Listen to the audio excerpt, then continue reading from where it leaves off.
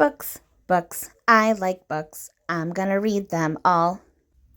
Hi readers, Chris here. Welcome to my channel where I review fantasy, Stephen King, all sorts of books. And today I'm going to be doing my August wrap-up and my September TBR. But first, let's talk about the elephant in the room. And that is the fact that I have very much cut back on the amount of videos I've been doing. I'd say mostly this is because of work, and it's not so much like long hours, although that does happen sometimes. It's more of like just the mental energy has become really draining. So I'm just finding myself having not as much motivation as I used to have doing videos. I hope that changes soon, but for right now, I'm kind of down to one video a week, at least for the foreseeable future. So I apologize for that, but enough about that. Let's jump into August. As you might remember, half of the books I finished in August, I actually started back in July, and they were so chunky that it took me 2 months to finish them. So I did finish all 6 books that I had on my TBR from August. 3 of them were carryovers from July. 3 of them were new for August. I will say that I didn't hate any book that I finished in August. However, I will share that I at least had one issue with every single book. One of those issues is way too long for a lot of these books. But I did have one particular issue with every book. So, yeah, I'd say it was pretty easy to rank them except for the top 2. But let's jump in with my 6th favorite book of the month. And that's going to be Lisey's Story by Stephen King. Yes, oh my god, a Stephen King book is at the bottom for this month.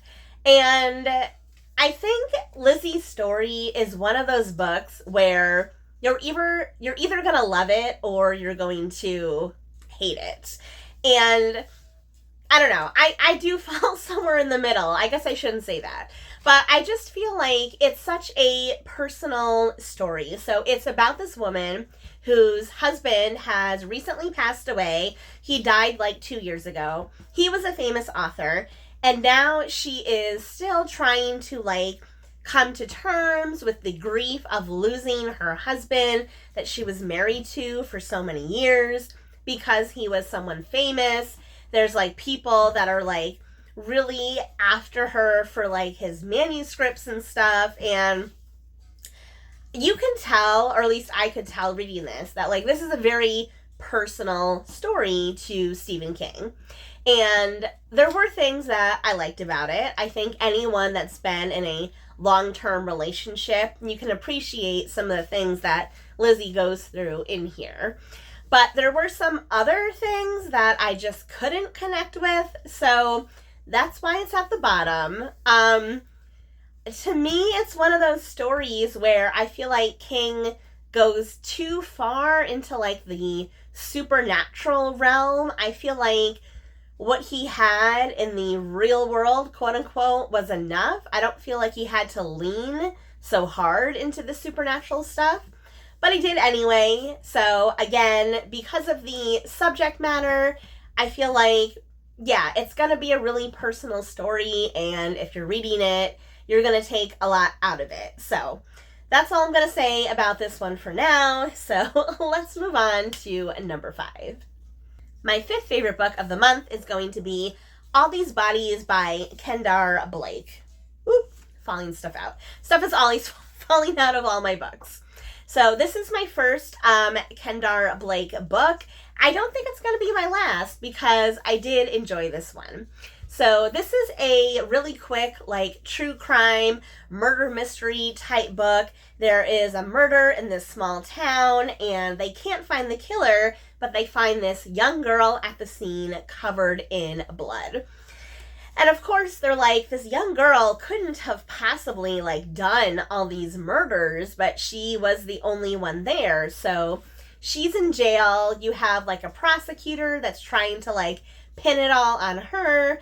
And the young girl, she will only tell her story to the sheriff's son, Michael. So Michael interviews her, he gets to know her, yada, yada, yada.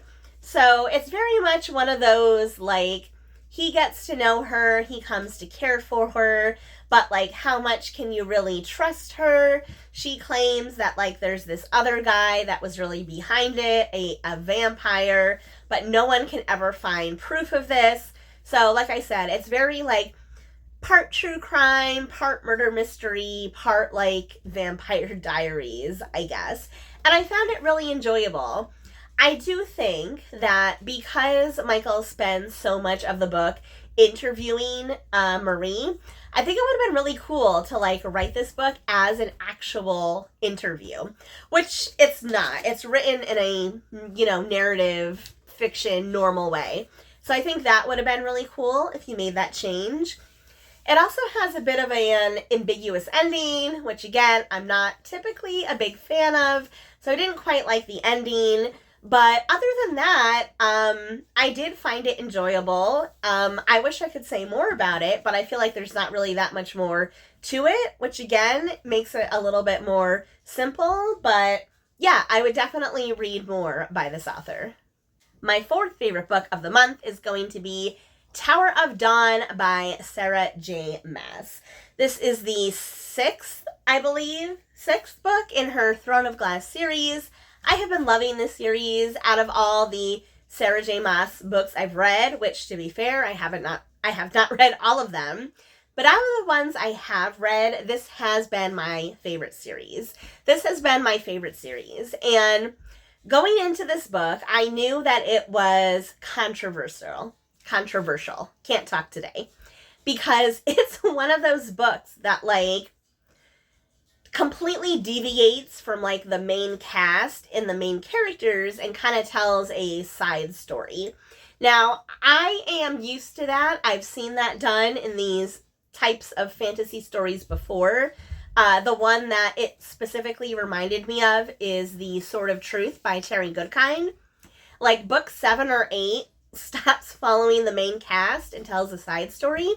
So I'm used to that. So that part does not bother me. The thing that bothers me about this book is that it is way too long. It's way too long. It's like almost 700 pages, like between 650, 700.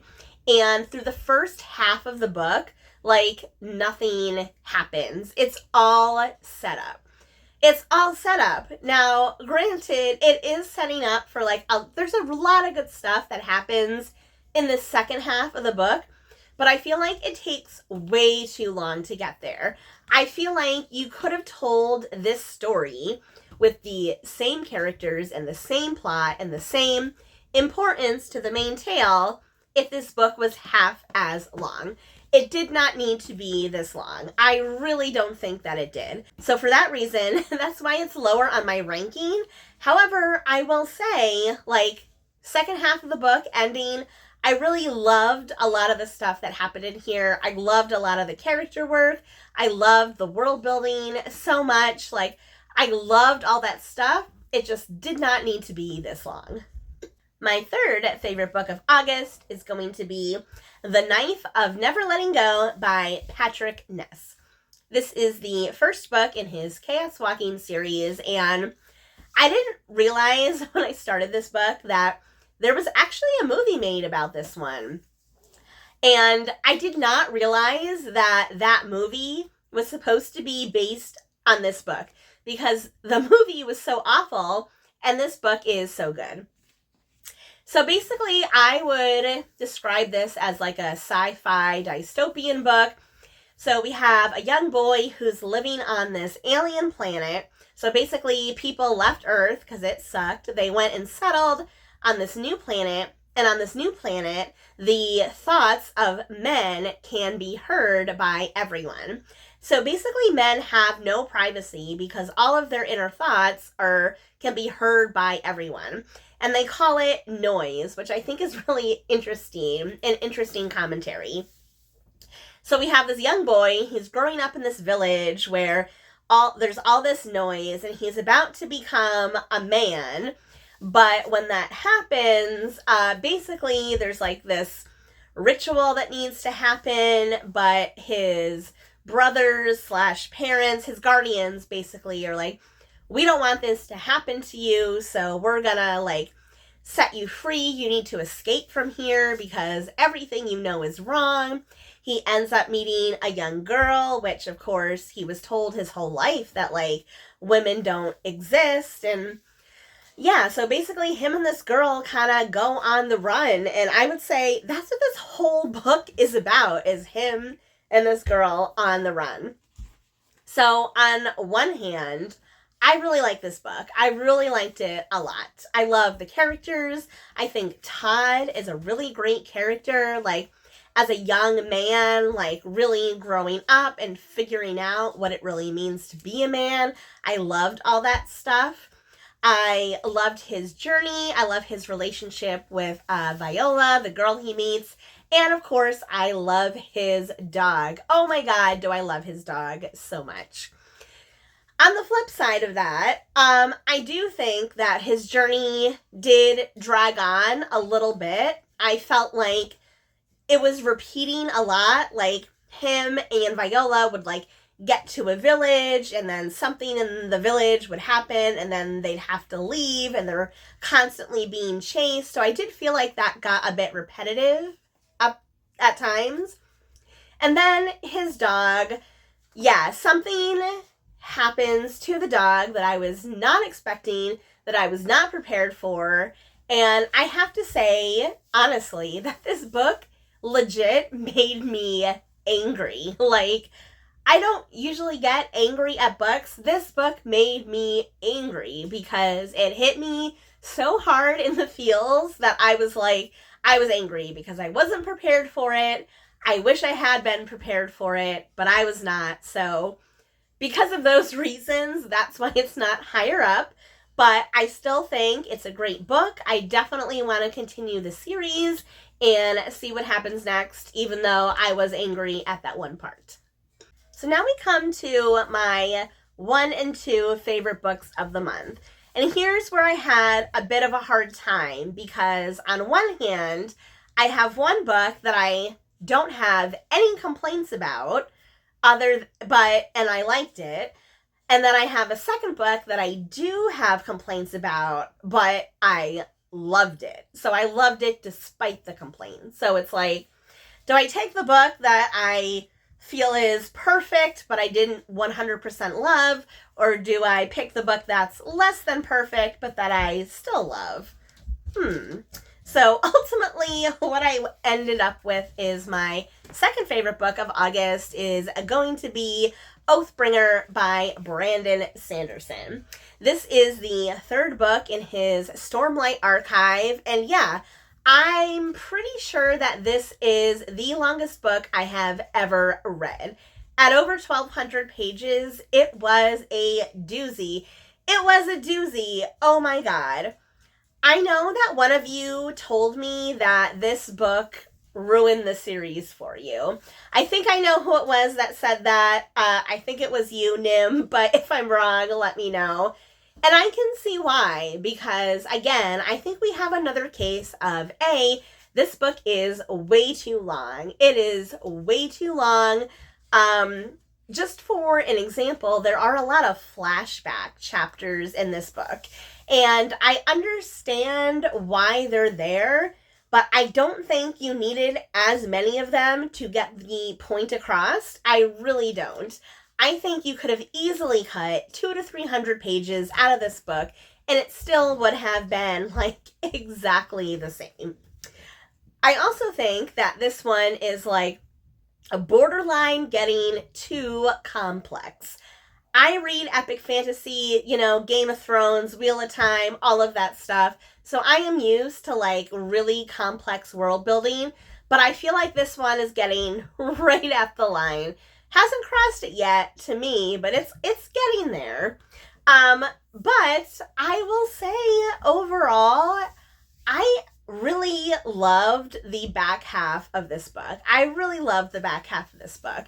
I think it's one thing that Brandon Sanderson does really well. It's like the endings of his book. I love how he takes tropes and turns them on their head. And this particular one, he's taken a character that we've all come to know and love over 2 huge books, and now we find out that, like, he's not who we thought he was. Like, there's a lot of great stuff in here. There really is. I love the character work. I love the moral quandaries that the characters have to deal with. Like, I really love this series, and I love this book. I did not love it as much as the one before it. I didn't, and I could have done without the first half. But overall, I still ended up really loving this one. I think it has so much good stuff in it, and I can't wait to see what happens next. But again, way too long. So finally, that brings me to my favorite book of August. It wasn't the book that I love the most, but it's the book that I literally don't have any complaints about, and that is going to be Sisters of the Snake. This is written by 2 sisters, Sarena and Sasha Nanua, and this is basically like the Parent Trap. It's the Parent Trap. We have 2 sisters, twins, who were separated at birth. One was raised in a palace. She's a princess. One was raised in an orphanage, and she is a thief. And one day, these 2 girls meet each other through accident. They decide to switch places. The princess leaves the palace for the first time. She goes out into the world to try and find this magical stone she thinks will save her kingdom. And the thief now, she's pretending to be a princess. She's got her own agenda. Shenanigans ensue. If you've read Twin Crowns, I feel like this book is very much the same. So yeah, I have no complaints about this one. It is sweet, it's cute, the characters are great, the plot is fun, and I really loved how the author, the 2 sisters, used their Indian heritage and really put that into the story. From the clothes that the characters wear to what they eat and drink to the world building, is very heavily influenced by Indian culture, and I really liked that. I thought that was a nice change. I love fantasy that's inspired by other cultures, so I really like to see that here. Even though this book is quote-unquote described as a YA, I do think that it reads a little bit more like a middle grade, because I do feel like it's a bit more on the, I guess, quote-unquote simpler side, and that's not a knock against the book. I'm just warning anyone that's going in. It is more towards the middle grade side, even though it is considered a YA, probably for like the romance and the danger and like that type of stuff. But like compared to a lot of YA that I read, I feel like this is a much like simpler, more cutesy story. So yeah, I really enjoyed this one. I really liked it. I believe this is one of the final books that I ever got from my Spearcraft book box, which I stopped years ago. So yeah, this might be the best book that I ever got from them. So that is everything I read in August. So now I am quickly going to go through my September TBR. And I had a bit of a hard time picking out my September TBR because I really wanted all my books to like look aesthetically pleasing together. So I did the best I could. But let's start with my reader recommendation, which is going to be Vespertine by Margaret Rogerson. Yeah. And this is a new author to me. And this book was recommended to me by a fellow reader, Sejar. Sejar has recommended some fantastic books to me over the years, so I don't see why this one would be any different. Just reading the back here, it sounds like something I would absolutely love, and I have heard good things about this one, so I'm excited to dive in. Next up, I am continuing my Stephen King journey with Blaze. And this was actually written under his Richard Bachman pseudonym. I think this may be one of like the final books that he's written under the Richard Bachman name. And I'm just thankful that this one is a lot shorter because Lisey's story was again way too long, so I'm thankful for a short King book. Next up, I have my adult fantasy, and after the chunky 1200 pager, I have a much smaller book, and that is A Deadly Education by Naomi Novik. I recently discovered Naomi Novik, but this will only be the second book that I've read by her. I figured it's back to school time, and this is a dark academia book, so I am excited. I haven't read a dark academia book in a while, and I'm also excited that it is super short. Next up, I have my rando pick for the month, and I am super excited about this one, and that is The Familiar by Leigh Bardugo. Ever since this book came out earlier this year, I have been dying to read it because I'm a huge Leigh Bardugo fan, and I have been loving her more adult stories, which this is supposed to be. I've heard really good things about it. Nicole at Nicole's Bookish Nook, I know she recently read this one and really liked it. So yeah, I am super excited for this one. Next up, I have my YA fantasy of the month, and that is going to be The Invisible Life of Addie LaRue. Yes, I am finally getting to this one. For a while, I've been saying that, I'm the only person that has not read this book. In fact, I have never read V.E. Schwab before, so she's a new author to me. Some of you may remember it was one of my goals this year to read a new author every month. I have definitely been doing that, but yeah, I'm really excited about this one. This one was obviously super hyped up when it came out back in 2020, I think it was. So yeah, I am finally jumping on the hype train, better late than never. And last but not least, I have my book box book, and that is going to be The Poison Season by Mara Rutherford. Again, I was looking for a book that was black and gold because that seems to be my aesthetic for September. So I thought this one looked super cute. And it has a bunch of animals on the cover. I really honestly don't know much about this one. I'm going in blind. But yeah, it looks like a cute book. It's got swans. It's got a really pretty hard case here. So hopefully this one works out for me. So that is it for me today, and Swiper, she's got her little banana. Oh my god, my neighbors are making so much noise. I don't know if anyone can hear that, except for me, but anyway. Now I want to know from you, what was your favorite book in August? What are you planning on reading in September?